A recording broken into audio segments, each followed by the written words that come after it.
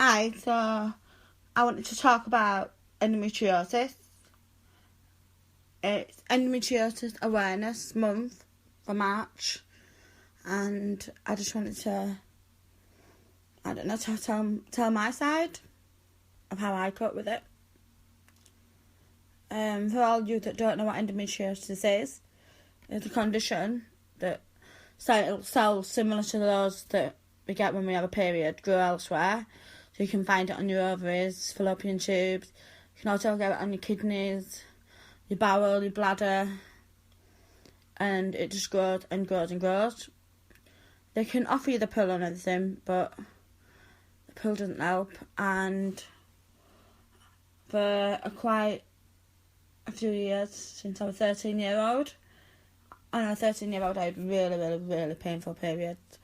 I went to my GP with my mum, and the doctor said to me that the only thing that could solve it was being on the combined pill.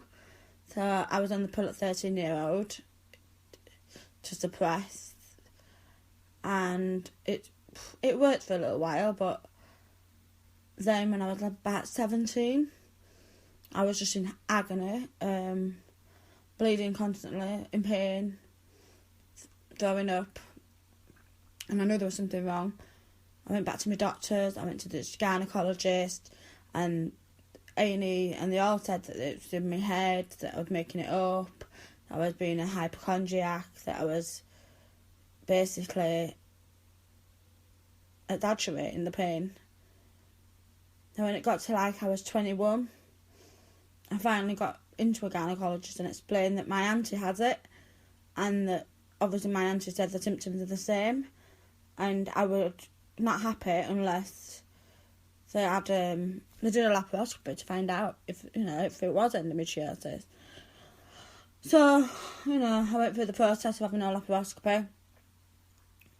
They went inside and had a look.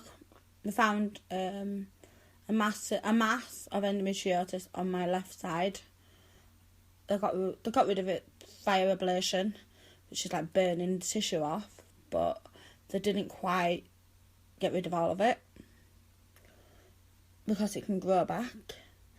And basically I was told to go on the pill again, recovery and what have you. And then when I was about 27, by the time 21 to 27, I got someone else to listen to me. Bearing in this mind, I've had countless A&E trips to the hospital, doctors, and nothing was helping it. I was told to go on the pill. It was just basically a load of rubbish. And I decided to go back to the gynaecologist again. And I went to him, and he decided to do another laparoscopy. He went inside and said that it was mild and it was scattered, but it was too risky to remove. So this is at 27, and he's left it, and it's been left now for 4 years.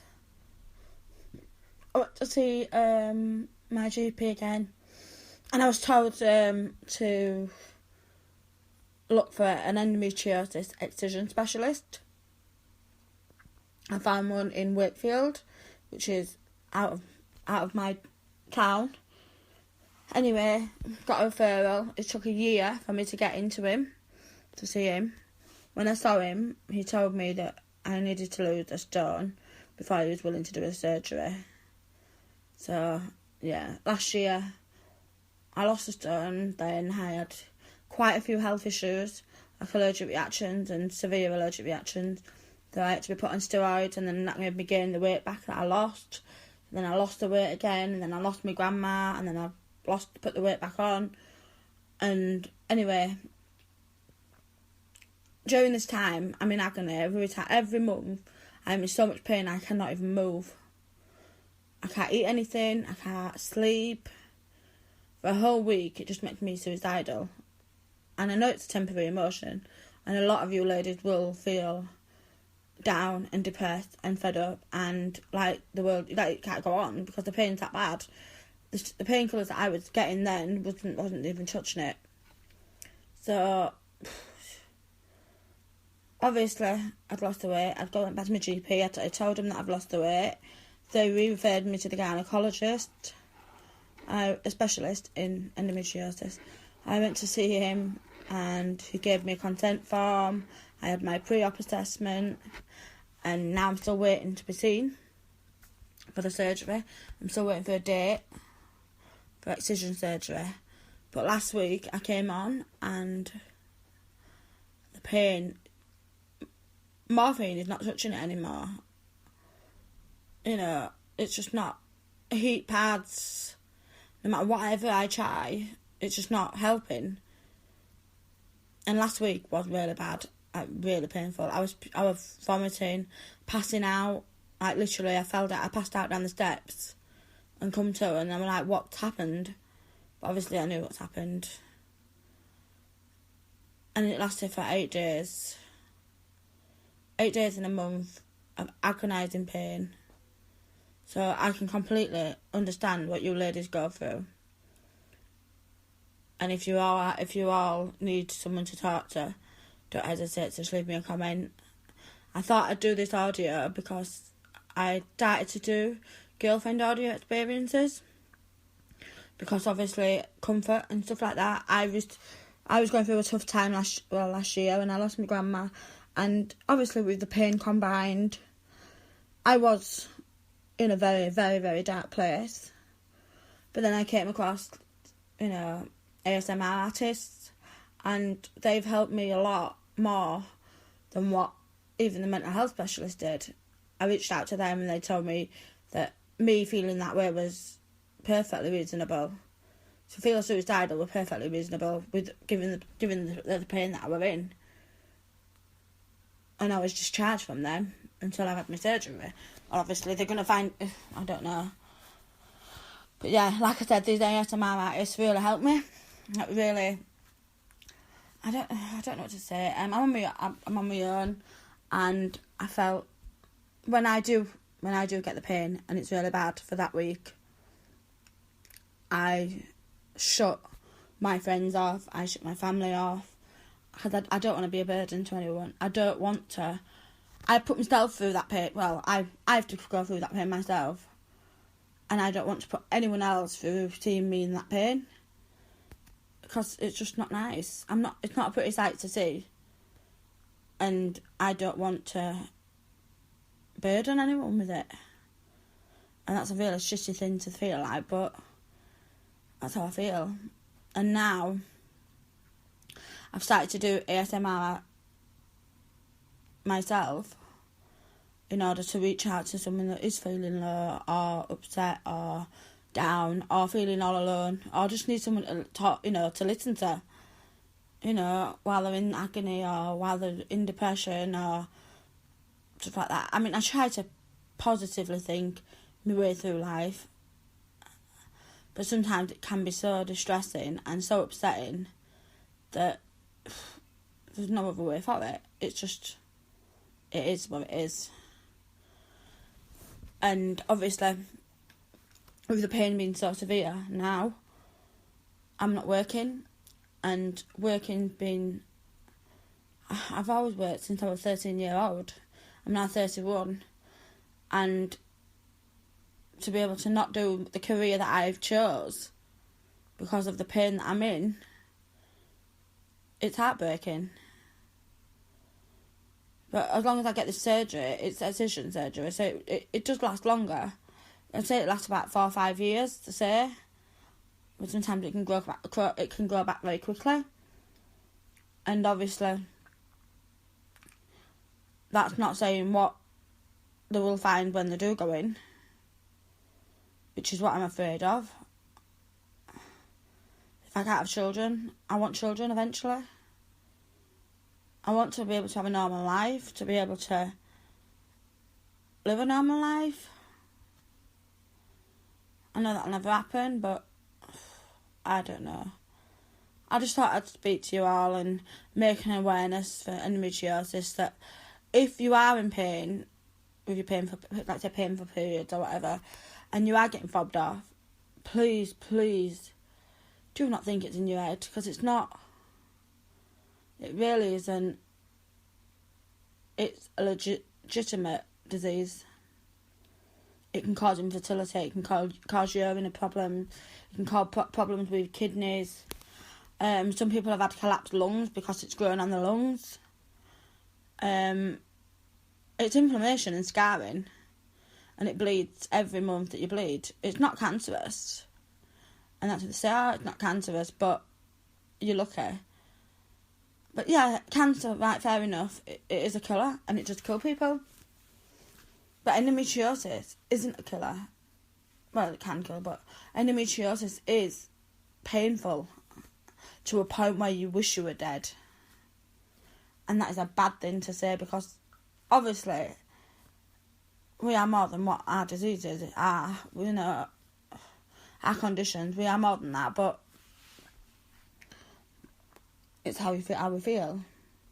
We feel like we can't go on when we're in that pain. Medication doesn't help. They tell you to take anti-inflammatories, but I'm allergic to them, so I can't take them. And it just feels like, I don't know. I've been told now that the surgery will take 6 months because there's such a long waiting list for the see the specialist. And I don't think I can go on for any longer than 6 months. I really don't think I've got it in me. Because I think there's actually something seriously wrong inside me at the moment. But it can happen to anyone. Like I said, it started at 13-year-old. So it can happen as soon as you have a period. So if your child or someone that you know is in agony all the time, please tell them to go get checked out. Endometriosis it's 1 in 10 people. But yet, there's that many people with it nowadays. It needs to be made aware of. And instead of being a taboo, or, you know, let's not talk about it because it's a period, or let's not talk about it because it's women's problems. If a man was going through this, there'd be a human outcry.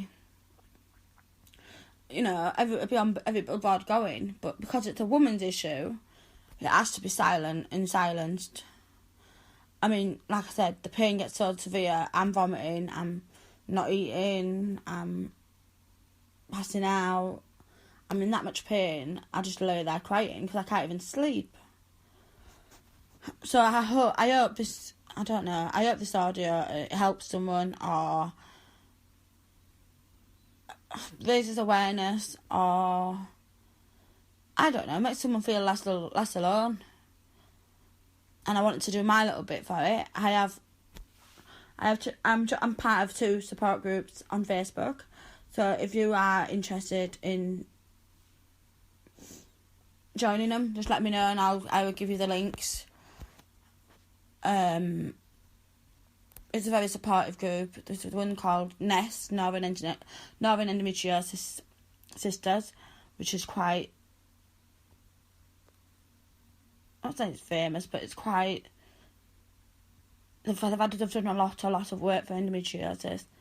They've done a hell of a lot of work, and the admin are so brilliant and supportive and kind. And then I did like a by-product of it. Me and a few of us created Endometriosis Sisters United, and we also do the same thing, because there can't be enough support, really. There's not enough support. So if it helps someone, then why not?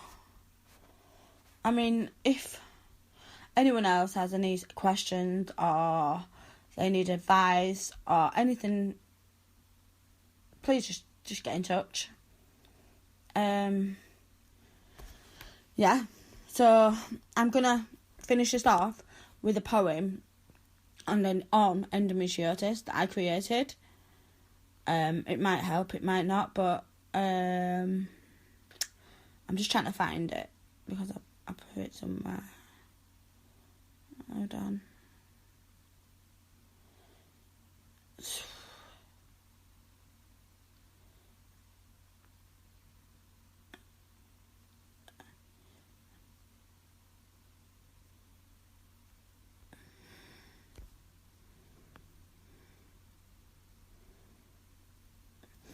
So this poem is something I've created.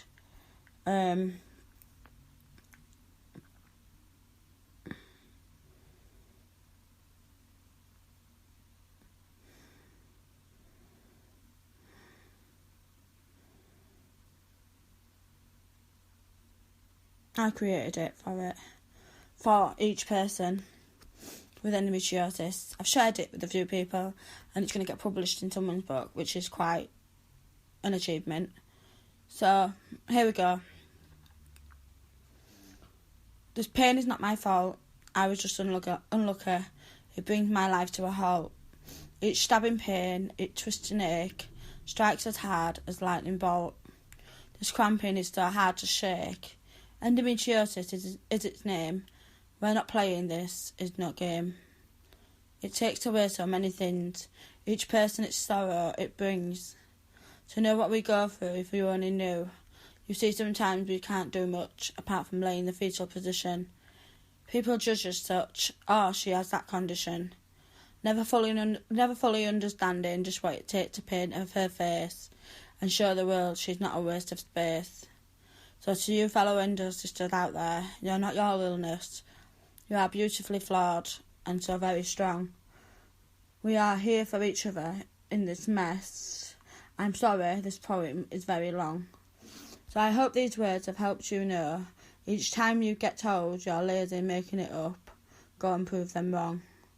We are survivors and we know that this awareness for this condition should grow. From one endo sister to another, with love.